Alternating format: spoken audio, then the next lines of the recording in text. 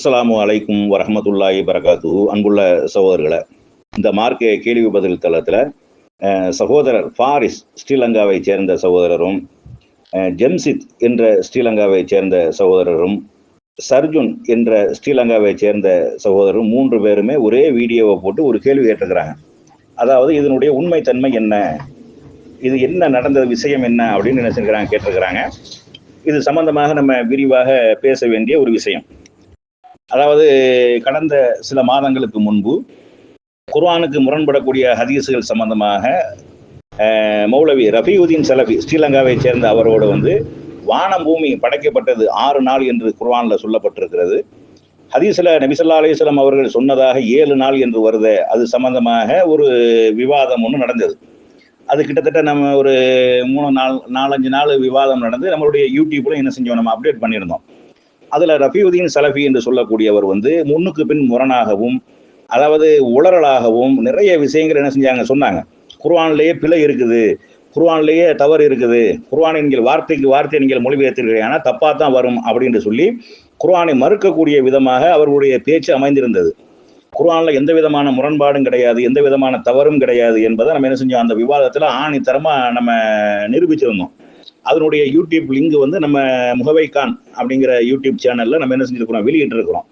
அப்ப அதுல அடி வாங்கிய, அதுல தோல்வியை சந்தித்த, அதுல முகம் கொடுத்து பேச முடியாமல் வெக்கி தலை குனிந்த ரஃபீயுதீன் சலஃபி என்பவர் தனக்கு ஒரு சந்தர்ப்பம் கிடைக்க வேண்டும், முகவை கானோடு அடுத்து ஒரு விவாதம் செய்ய வேண்டும் என்று காத்து கொண்டிருந்தார். நம்ம அந்த மார்க்கம் சம்பந்தமாக குர்ஆனுக்கு முரண்படாத ஆதாரபூர்வமான ஹதீஸுகள் மட்டும்தான் மார்க்கம் என்பதில் நம்ம என்ன செய்யறோம், உறுதியாக இருக்கிறோம். அதுதான் இஸ்லாத்தினுடைய அடிப்படை. ஹதீஸுகளை பொறுத்தளவுக்கு நபி ஸல்லல்லாஹு அலைஹி வஸல்லம் அவர்கள் சொன்னதாக வரக்கூடிய செய்திகளை பல வகைகளை பிரிச்சிருக்கிறாங்க. பலவீனமானது, இட்டுக்கட்டப்பட்டது, அப்படியெல்லாம் பிரிச்சிருக்கிற மாதிரி குர்ஆனுக்கு முரண்படக்கூடிய ஒரு வகை ஒன்று இருக்கிறது. அன்னை ஆயிஷா ரலியல்லாஹு அவர்கள் கூட என்ன செய்வாங்கன்னா, சில ஹதீஸுகளை, சில குர்ஆன் வசனங்களை சொல்லி என்ன செய்வாங்க, மறுப்பாங்க. அது நேரடியா சஹாபாக்கள் சொல்லக்கூடிய விஷயத்தையே என்ன செஞ்சிருக்கிறாங்க, மறுத்திருக்கிறாங்க. அப்படிங்கிறது தான் மார்க்கத்துல உள்ளது. 2வது, வஹிக்கு வஹி முரண்படாது. குர்ஆனுக்கு முரணாக ஒரு செய்தி இருக்குமேயானால் அது மார்க்கமாக ஆகாது. ஹதீஸுக்கு ஹதீஸ் முரண்படக்கூடிய, அறிவிப்பாளர் தொடர் சரியாக வரக்கூடிய ஒரு ஹதீஸ் இன்னொரு அறிவிப்பாளர் தொடர் சரியாக வரக்கூடிய இன்னொரு ஹதீஸோட முரண்படுது. அப்படியான சில செய்திகள் இருக்கக்கூடிய நேரத்துல அதை பல காரணங்களை சொல்லி என்ன செஞ்சிருவாங்க, மறுத்துருவாங்க. சாத் என்று ஒரு காரணத்தை சொல்லுவாங்க.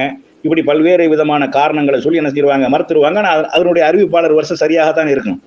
அப்ப அப்படியெல்லாம் மறுக்கக்கூடிய அவர்கள் என்ன செஞ்சாங்கன்னா, இல்ல அறிவிப்பாளர் வருஷம் சரியாக இருந்தால் முரண்படாது அப்படிங்கிற ஒரு அடிப்படையில் என்ன செய்யப்பட்டது, அந்த வான பூமி படைக்கப்பட்டது சம்பந்தமாக விரிவாக பேசப்பட்டது. அதனுடைய யூடியூப்ல நம்ம அப்டேட் பண்ணியிருக்கோம், பார்த்துக்கங்க நீங்க. அதுக்கப்புறம் நபி ஸல்லல்லாஹு அலைஹி வஸல்லம் அவர்கள் சூனியத்தால் பாதிக்கப்பட்டு உளர்னாங்க, உளவியல் தாக்குதலுக்கு ஆளானாங்க. லபீத் இப்னு அஹ்ஸம் என்று சொல்லக்கூடியவன் அந்த மாதிரியாக செஞ்சு வச்சான். சூனியத்திற்கு என்று ஒரு தாக்கம் இருக்கிறது, அது அல்லாஹ்வே குர்ஆன்ல சொல்றான். அல்லாஹ் நாடினால் சூனியம் பழிக்கும், சூனியம் நடக்கும் அப்படின்லாம் என்ன செஞ்சாங்க, ஒரு பேச்சுவார்த்தை ஓடிச்சு. அப்ப நம்ம என்ன செஞ்சோம்னா, அது சம்பந்தமா நம்ம வேண்டாம் விவாதம் பண்ணுவோம் என்று சொல்லி அவர்களும் அழைத்தார்கள். நம்ம அதற்கு உடன்பட்டு என்ன செஞ்சோம், அவர்களுடைய தளத்துல, இது எல்லாமே அவர்களுடைய தளத்துல நடந்த விஷயம். நமக்கு பொறுத்தளவுக்கு மார்க்கத்தை சொல்வதற்கு எந்த ஒரு தளமும் பிரச்சனை கிடையாது. எந்த தளமாக இருந்தாலும் நம்ம என்ன செய்வோம், தாராளமா பேசுவோம். அது போக பொது தளத்தை உண்டாக்கி நம்ம என்ன செஞ்சிருக்கிறோம், பேசியிருக்கிறோம். அதே மாதிரி ஸ்ரீலங்காவை சேர்ந்த இன்னொரு மௌலவி நிஸ்வர் பாதிபி என்று சொல்லக்கூடிய அவரோட நம்ம என்ன செஞ்சிருந்தோம், ஒரு விவாதம் பண்ணி அதையும் நம்ம யூடியூப் சேனல்ல என்ன செஞ்சிருக்கிறோம், போட்டிருக்கிறோம். அப்ப அந்த சூனியத்திற்கு தாக்கம் உண்டு, அல்லாஹ் நாடினால் நடக்கும் அப்படிங்கிற ஒரு தலைப்புல 4 நாட்கள் விவாதம் நடந்தது. அதுலயும் சூனியத்திற்கு தாக்கம் இருக்குன்னு வந்தவங்க சூனியத்திற்கு தாக்கம் இல்லாமல் தான் போனது என்று சொல்லி என்ன செஞ்சாங்க, உளர ஆரம்பிச்சிட்டாங்க. அதாவது நபி ஸல்லல்லாஹு அலைஹி வஸல்லம் அவர்களுக்கு சூனியம் செய்யப்பட்டது, சூனியத்திற்கு தாக்கம் இருக்குது. மூசா அலைஹிஸ்ஸலாம் அவர்கள் கம்ப போட்டு பாம்பு மாதிரி காட்டணும்னு ஃபிரௌன் சூனியம்னு சொன்னா, அது மாதிரி சூனியக்காரர்களை கூட்டிட்டு அவங்க கயிறுகளையும் கைத்தறிகளையும் போட்டு பாம்பு மாதிரி காட்டணும், மூசா அலைஹிஸ்ஸலாம் பயந்துட்டாங்க. இப்படியான கதைகளையும் கப்சாக்களையும் என்ன செஞ்சாங்க, சொல்லிக்கிட்டு போனாங்க. அது பயந்தது என்னமோ உண்மைதான், ஆனா மனுஷன் என்ற அடிப்படையில் தான் பயந்தார்கள் என்று சொல்லி அந்த சூனியத்திற்கு என்று எந்த ஒரு தாக்கமும் கிடையாது. 2வது, சிஹ்ர் என்றால் என்ன அப்படிங்கிற ஒரு கேள்வியை பிரதானமா வச்சோம். அதற்கு அவர்கள் விவாதம் முடிகிற வரைக்கும் பதில் சொல்ல திராணி இல்லாமல், பதில் சொல்ல முடியாமல் ஒரு சலஃபி ஆலிமாக இருந்து கொண்டு ஸ்ரீலங்காவில், அதாவது தனக்கிணந்து ஒரு கூட்டத்தை வைத்துக் கொண்டிருக்கக்கூடியவர் அவர். அதனால என்ன செஞ்சாரு, பின்னங்கள் பிறடியில் அடிவிட ஓடி போய் தோத்து போய் வெக்கி தலை உண முடியாம இருந்த அவர்கள் என்ன செஞ்சாங்கன்னா, அடுத்து ஆட்களை ஏவி விடக்கூடிய வேலையை பார்த்தாங்க. யார், இந்த ரஃபீயுதீன் சலஃபி. அதுல ஒரு ஆள் தமிழ்நாட்டை சேர்ந்த சித்திக் என்று சொல்லக்கூடிய ஒரு சகோதரர் என்ன செஞ்சாங்க, தூண்டி விட்டுருந்தாங்க. அவரும் என்ன செஞ்சாரு, பேசினார். ஒரு 2-3 நாள் என்ன செஞ்சு அது முன்ன பின்ன எல்லாருமே கலந்து என்ன செஞ்சு ஓடுச்சு. அப்புறம் கடைசியா நம்ம 2 பேரும் பேசுவோம் என்று சொல்லி நலீம் என்று சொல்லக்கூடிய மௌலவி நலீம் என்று சொல்லக்கூடிய ஒருவர் என்ன செஞ்சாருன்னா, இந்த சூனியம் சம்பந்தமாவே நம்ம பேசுவோம் அப்படின்னு சொல்லி சொன்னாரு. அப்ப வந்து நம்ம அதனால ஒன்றும் பிரச்சனை கிடையாது, இருந்தாலும் எந்த விதமான ஒரு ஒப்பந்தமும் இல்லாமல் ஒண்ணும் இல்லாம இது எப்படி பேசுறது அப்படிங்கும்போது, இல்ல நம்ம தொடர்ச்சியாவே நம்ம பேசுவோம் அப்படின்னு சொல்லி பேச்சு ஒரு 4 நாள் ஆனதுக்கு அப்புறம் நம்ம சொல்லியிருந்தோம். இது வந்து ஒரு முடிவு இல்லாம போய்கிட்டு இருக்குது, நமக்கு வேலைகள் அதிகமா இருக்குது, பதில் சொல்லக்கூடிய வேலைகள், அது மாதிரியான நம்ம வியாபார தரம் சம்பந்தமான வேலைகள், இன்னும் வேற தளங்கள்ல இருந்து விவாத அழைப்புகளும் வந்து கொண்டிருக்கிறது. அப்ப அதனால வந்து நமக்கு டைம் இல்லை அப்படின்னு சொல்லக்கூடிய, இல்ல நம்ம ஒரு நாளைக்கு 2 ஹவர் 3 ஹவர் பேசிக்கிறோம் அப்படின்னு சொல்லி அதனுடைய விவாதம் தொடர்ந்து போனது. இங்க நடக்கக்கூடிய விஷயங்களை நீங்க என்ன செய்யணும், உன்னிப்பாக கவனிக்க வேண்டும். இந்த ஆடியோ போட்டிருக்காங்களா இல்லையா, இந்த ஒரு வீடியோவை எடிட் பண்ணி போட்டிருக்காங்கல்ல, இந்த மாதிரி நிறைய கட்டிங் வீடியோக்களை போட ஆரம்பிச்சாங்க. கட்டிங் வீடியோக்கள் போட நேரத்தில் வந்து நம்ம என்ன செஞ்சோம், நீங்க தெளிவா நம்மளுடைய ஆடியோக்களை முழுமையாக நீங்க கேளுங்க. முழுமையா கேட்டீர்களே ஆனால் அதுல தெளிவான பதில் இருக்குது. இந்த கட்டிங் போடக்கூடிய ஆடியோ இருக்கா இல்லையா, அதை பொதுவாகவே கள்ளத்தனம். முழுமையான ஆடியோவை போடுங்கன்னு சொல்லி எவன் போட முன் வரவில்லையோ அவன் கள்ளத்தனம் பண்ணியிருக்கிறான். கட்டிங் ஆடியோ போடலாம், தப்பு கிடையாது. கட்டிங் ஆடியோ போடக்கூடிய நேரத்தில் முழுமையான ஆடியோவை போடு என்று கேட்கக்கூடிய நேரத்தில் அதற்கு முழுமையான ஆடியோ போடுவதற்கு எவனுக்கு தெம்பு திராணி இல்லையோ அவன் கள்ளத்தனம் பண்ணியிருக்கிறான், கள்ள வேலை பண்ணியிருக்கிறான் அப்படின்னு நம்ம என்ன செஞ்சோம் சொல்லியிருந்தோம். அது மாதிரி ஜாமி என்று சொல்லக்கூடிய ஒரு அறப்பைத்தியம், அவர் தான் கட் பண்ணி கொடுக்கறது, ஒன்று கிடக்க ஒன்றை கட் பண்ணுறது, ஒன்று கிடக்க ஒன்றை கோர்க்கிறது, இந்த மாதிரியான வேலையை என்ன செஞ்சதாப்புல பார்த்துக்கிட்டு இருந்தாப்புல. அதாவது உதாரணமாக விளங்கி கொள்வதாக இருந்தால் எப்படி சொல்வது என்றால், நான் வந்து என்ன செய்ய உன்னை கொன்றுவேன் நீ என்னை கொல்ல வந்தால் அப்படின்னு சொல்ற முடியுங்க. இது என்ன செய்யறதுனா கொன்றுவேன் அப்படிங்கிறத ஒரு கட் பண்ணி எடுத்துறது, கொல்ல வந்தால் அப்படிங்கிறத கட் பண்ணி எடுத்துறது. 2 பேர் இந்த கொன்றுவேன்னு சொல்றாரு, கொல்ல வந்தால்னு சொல்றாரு, முரண்பட்டு பேசுறாரு, இப்படி லூசுத்தனமா எனக்கு கட் பண்ணி கொடுத்து சந்தியில ஒண்ணு நிப்பாட்டக்கூடிய ஒரு நிலைமை ஆகி போச்சு. இதுல என்ன, அந்த நலிமோடையும் இந்த சித்தி கூட நடக்கிறதுக்கு என்ன காரணம் என்றால், ரஃபியுதீன் சலஃபி வந்து பலமாக 2 தடவை தோத்து போய் தோல்வி முகம் கண்ட ரஃபியுதீன் சலஃபி சொல்லுவாங்களா இல்லையா, சூதாட்டத்துல வந்து சீட்டு விளையாடக்கூடியவங்க சூதாட்டம் ஆடுறாங்களா இல்லையா, அவன் வந்து உட்காந்து தோத்துக்கிட்டே இருப்பான். தோத்துக்கிட்டே இருக்கும்போது அவனுக்கு என்ன செய்யாது, எப்படியாவது ஜெயிச்சிடணும், இவனை எப்படியாவது வீழ்த்திடணும் அப்படிங்கிற ஒரு முடிவெடுத்து என்ன செய்வான்டா, இருக்கிற காசுகள் எல்லாத்தையும் இழந்துருவான். கடைசியில் வீட்டில் வச்சிருக்கிற ஆசையும் எடுத்துட்டு வந்துருவான். அப்புறம் அம்மா வச்சிருக்கிற ஆசை, பொண்டாட்டி வச்சிருக்கிற ஆசை எல்லாத்தையும் எடுத்துட்டு வந்துருவான். கடைசியில் பொண்டாட்டி தாலியை விற்கக்கூடிய அளவுக்கு, தாலி இஸ்லாத்துல இல்ல, வீட்டில் இருக்கக்கூடிய சொத்து பத்து எல்லாத்தையும் கொண்டு வந்து வச்சு கடைசியில் நடுத்தரவுல வந்து நிற்பானா இல்லையா, அந்த ரேஞ்சில் இவருடைய ரேஞ்சு போய் இதுக்கு வேற வழியே இல்லை, முகவைக்கான வந்து என்ன செய்யணும், மடக்கி ஆகணும், முகவைக்கான வந்து என்ன செய்யணும், விவாதத்துல தோல்வியை சந்திக்க வைக்கணும் என்பதற்காக 15 பேர் கொண்ட உலமா குழு, 15 பேர் கொண்ட சலஃபிகள், கள்ள சலஃபிகள் 15 பேர் கொண்டவர்கள் ஒன்று கூடி என்ன செய்யறாங்க, மசூரா பண்ணி அவங்க என்ன செய்யறாங்க, ஆலோசனையின் பேர்ல வந்து சகோதரர் நலீம், மௌலவி நலீம் என்ன செய்யறாங்க, களம் இறக்குறாங்க. மௌலவி நலீமை பொறுத்தளவுக்கு அவர் நமக்கு நல்ல ஃப்ரெண்டு தான். நம்ம அதுக்கு முன்னாடி வரைக்கும் நம்மள்ட்ட அவர் கேட்பாரு, நம்ம அவருக்கு பதில் சொல்லுவோம். அந்த மாதிரி இருக்குது. அதுக்கு ஆதாரம் தாங்க, இதுக்கு ஆதாரம் தாங்க, அதை எடுத்தாங்க இதை எடுத்தாங்கன்னு கேட்பாரு, போவாரு வருவாரு, நம்ம கொடுப்போம். கடைசியில் நலீமா வந்து என்ன செய்யறாங்கன்னா களம் இறக்குறாங்க. அந்த 15 பேர் கொண்ட அந்த மசூரா கமிட்டியில வைத்து கொண்டு முகவை காணுக்கு என்ன செய்யணும், நம்ம வந்து பழி தீர்க்கணும் என்ற முடிவெடுத்து என்ன செய்யறாங்கன்னா, அந்த 15 பேர் கொண்ட குழுவை நம்ம சொல்லுவோம், ஒத்துக்குருவாங்க. எல்லாத்துக்கும் ஆதாரம் இருக்கு, நம்ம எதுவும் பொய்யலாம் சொல்லல, எல்லாமே நம்ம பேசப்பட்ட அனைத்தும் அந்த தளத்துல ஆடியோவா இருக்குது. நம்ம ஒரு 3 பாகமும் வெளியிட்டு இருக்கிறோம். மௌலவி நலீமோட பேசப்பட்ட அந்த சூனியம் சம்பந்தமாக பேசப்பட்ட, நபி ஸல்லல்லாஹு அலைஹி வஸல்லம் அவர்களுக்கு சூனியம் செய்யப்பட்டதா, அதனால் பாதிக்கப்பட்டார்களா இல்லையா அப்படிங்கிற தலைப்புல வந்து நம்ம யூடியூப்லயே வந்து என்ன செஞ்சுக்கிறோம், 3 பார்ட்டாக வெளியிட்டு இருக்கிறோம். மீதி பார்ட் வெளியிட முடியாததுக்கு காரணம் என்ன என்றால், அது வந்து நம்ம தமீம் என்று சொல்லக்கூடிய ஒரு சகோதரர் வந்து ஊருக்கு போறாரு, அவர் தான் நமக்கு அந்த வேலையை பார்த்து கொண்டு வந்தார். நம்ம இந்த தளத்திலோட போட்டிருந்தோம், அந்த மாதிரி யாராவது ரெக்கார்டிங் செய்து தருவீர்களே ஆனால் நம்ம என்ன செய்வோம், அது நமக்கு வசதியா இருக்கு அப்படின்னு சொல்லி கூட நம்ம என்ன செஞ்சிருந்தோம், போட்டிருந்தோம். இப்ப என்ன விவாதம், என்ன பிரச்சனைண்டா, அப்ப 4 நாளைக்கு அப்புறம் அவங்க என்ன சொன்னாங்கண்டா, ஒரு நம்ம 10-15 நாளைக்கு பேசுவோம், 1 மாசத்துக்கு பேசுவோம், 3 மாசத்துக்கு பேசுவோம் அப்படிங்கிற மாதிரி சொன்னாங்க. அது ஒன்றும் பிரச்சனை இல்லை, நீங்க பேசுறதுக்கு நீங்க ரெடியா இருந்தா நமக்கு ஒரு பஞ்சாயத்தும் இல்லை, நமக்கு ஒரு பிரச்சனையும் இல்லை, 3 மாசம் 4 மாசத்துக்கு கூட நம்ம பேசிக்கிறோம் அப்படிங்கிற ஒரு கருத்தில் நம்ம என்ன செஞ்சோம், நம்மளும் சொல்லிட்டோம். இப்ப என்ன இடையில பிரச்சனை என்னண்டா, ஒரு 5 நாளைக்கு முன்னாடி, ஒரு 4 நாள் 5 நாளைக்கு முன்னாடி ஒரு பேசப்பட்ட ஒரு 3 நிமிஷமும் 45 செகண்ட் பேசப்பட்ட ஒரு ஆடியோவில் ஒரு 7 செகண்ட் ஒரு ஆடியோவை கட் பண்றாங்க. கட் பண்ணி என்ன செய்யறாங்கன்னா, இந்த மாதிரி முகவை காண சொல்லிவிட்டாரு. என்ன சொல்லிவிட்டாரு, இந்த மாதிரி சூனியத்திற்கு வந்து நபி ஸல்லல்லாஹு அலைஹி வஸல்லம் அவர்களுக்கு சூனியம் செய்யப்பட்டது, சூனியம் அதனால பாதிக்கப்பட்டார்கள் அப்படின்னு சொல்லக்கூடியது வந்து சரிதான் அப்படிங்கிற மாதிரியாக ஒரு ஆடியோ என்ன செய்யறாங்க, கட் பண்றாங்க. அதனுடைய முழு ஆடியோவை இன்னைக்கு நம்ம தளத்துல அப்டேட் பண்ண, நம்ம யூடியூப் சேனல்ல அப்டேட் பண்ணியிருக்கிறோம். இந்த உங்களுக்கு இந்த வீடியோவில் இருக்கா இல்லையா, இது 7 நிமிஷம் 7 செகண்ட் கொண்ட ஒரு ஆடியோ தான். அதை திரும்ப போட்டு என்ன செஞ்சிருக்கிறாங்க, 25 செகண்டா காட்டியிருக்கிறாங்க. ஆனா அந்த ஆடியோ வந்து முழு ஆடியோவை நம்ம என்ன செஞ்சிருக்கிறோம், யூடியூப் சேனல்ல வந்து நம்ம அப்டேட் பண்ணியிருக்கிறோம். ஆனா சொல்லாமல் இல்லாமல் எந்த விதமான முன்னறிவிப்பும் இல்லாமல், விவாதத்தினுடைய எந்த ஒரு விதமான ஒரு முடிவுரையும் இல்லாமல் தூக்கிவிட்டாங்க, நம்மளை நீக்கிவிட்டாங்க. நீக்கினதுக்கு ஒரு காரணமும் கிடையாது. விவாதம் முடிவதற்கு உண்டான நேரமும் கிடையாது, அதுக்கு உண்டான முடிவுரையும் கிடையாது, இப்பதான் முடிச்சுக்கிறோம் என்ற முன்னறிவிப்பும் கிடையாது, சொல்லாம இல்லாம தூக்கிட்டாங்க. இதுக்கு என்ன காரணம் என்றால், நலீம் என்று சொல்லக்கூடிய அந்த சகோதரர் வந்து வசமாக சிக்கிவிட்டார். எல்லா விஷயத்திலையும் முதல் ஆரம்பிக்கக்கூடிய நேரத்தில் ஒரு வசனத்தை பொய்யாக சொல்லி, வசனத்துல இல்லாத ஒரு செய்தியை சொல்லி, வசனம் சொல்லாத ஒரு செய்தியை சொல்லித்தான் ஆரம்பிச்சார். முதல் கோணல் முற்றிலும் கோணல். அந்த அடிப்படையில் என்ன செஞ்சாண்டா, நலீம் ஆரம்பிச்சாரு, சொல்றதெல்லாம் பொய், ஒண்ணுமே மார்க்கத்துக்கு சம்பந்தம் இல்லாது, வரலாறு தெரியல, மூசா அலைஹிஸ்ஸலாமுடைய வரலாறு தெரியல, ஹதீஸ்கள் தெரியல, குர்ஆன் தெரியல, இவங்கெல்லாம் ஆலிமா இருக்கிறாங்க, ஆலிமுங்கன்ற பேர்ல இருக்கிறாங்க. இதே நலீம் இவர் நம்ம ரஃபீஉதீன் ஸலஃபிக்கும் தெரியல. மூசா அலைஹிஸ்ஸலாம் வந்தாங்க, கைத்தறிய போட்டா பாம்பா மாக்கினாங்க, இஸ்லாத்துக்கு வந்தாங்க, அதோட கடலுக்கு ஓடி போயிட்டா அப்படிங்கிறாரு. அதோட கடலுக்கு போனாங்கன்னா ஏராளமான சம்பவங்கள் அதுக்கப்புறம் நடந்திருக்குதாங்க. ஏராளமான அத்தாட்சிகள் காட்டப்பட்டிருக்கிறது. ஃபிரௌனுடைய மனைவி இஸ்லாத்துக்கு வந்திருக்காங்க. இப்படிலாம் நிறைய சொன்ன உடனே இவனை எப்படியாவது பழி வாங்கணும்னு 15 பேர் கொண்ட மசூரா கமிட்டியை உருவாக்கி வைத்துக் கொண்டு அதுல இவனை எப்படியாவது என்ன செய்ய வீழ்த்திடணும், இவனை என்ன செஞ்சிடணும், தோக்கடிச்சிடணும் அப்படின்னு முடிவெடுத்தாங்க. அல்லாஹ்வுடைய அருளால சத்தியம் என்ன செஞ்சதை மேல வாங்கியது.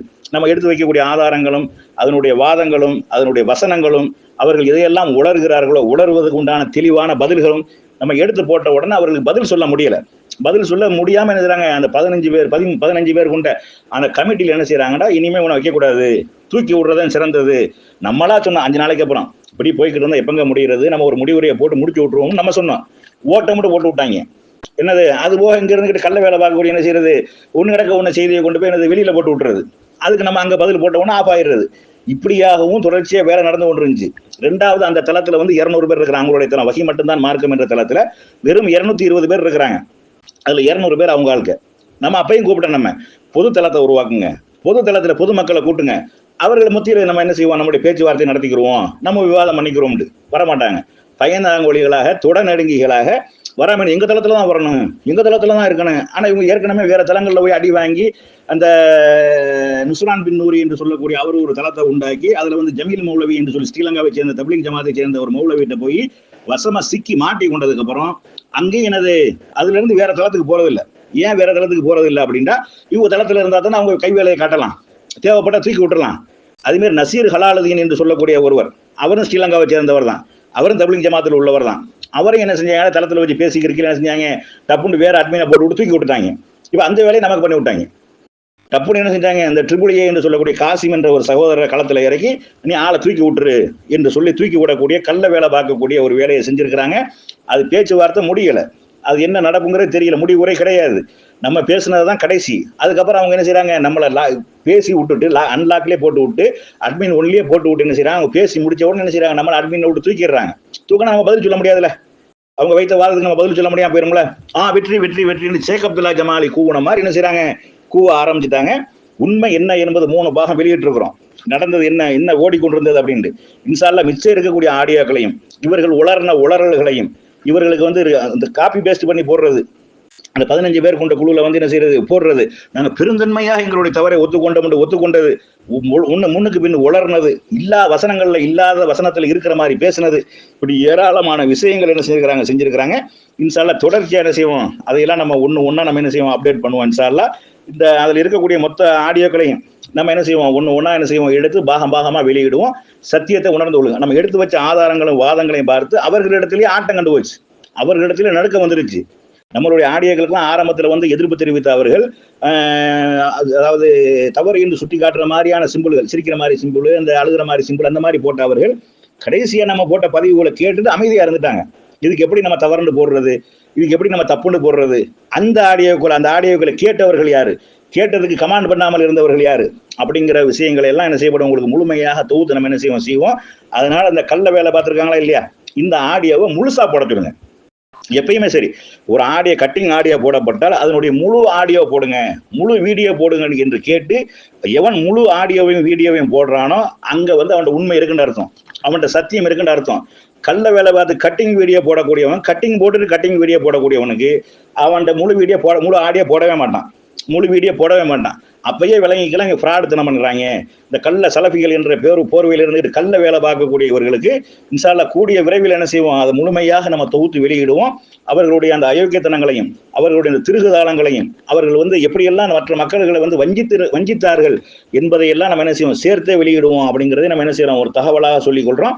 அதுபோக இந்த குர்ஆன் மட்டும் போதும் என்று சொல்லக்கூடிய இந்த ஜெசீல் என்று சொல்லக்கூடிய ஒரு சகோதரர், அவரோட என்ன செய்ய விவாதம் என்கிற பேர்ல வந்து ஒளரி கொட்டி அசிங்கப்பட்டு அவமானப்பட்டு நான் இவங்களோட பேச மாட்டேன், இவனை சிரிக்கிறான் அப்படின்னு சொல்லிட்டு என்ன செஞ்சா வெளியே வந்தாங்க. ஆனா இவங்க பல விவாதங்கள்ல உட்காந்து சிரிச்சுக்கிட்டு இருப்பாங்க. அவங்களுக்கு இப்போ ஒரு சிரிக்கும் போது என்ன செஞ்சிடறேன், கோபம் வந்துடும். இந்த செவல பேச்சுறவங்க கூட நான் பேச மாட்டேப்பா அப்படின்னு கோபம் வந்துடும்.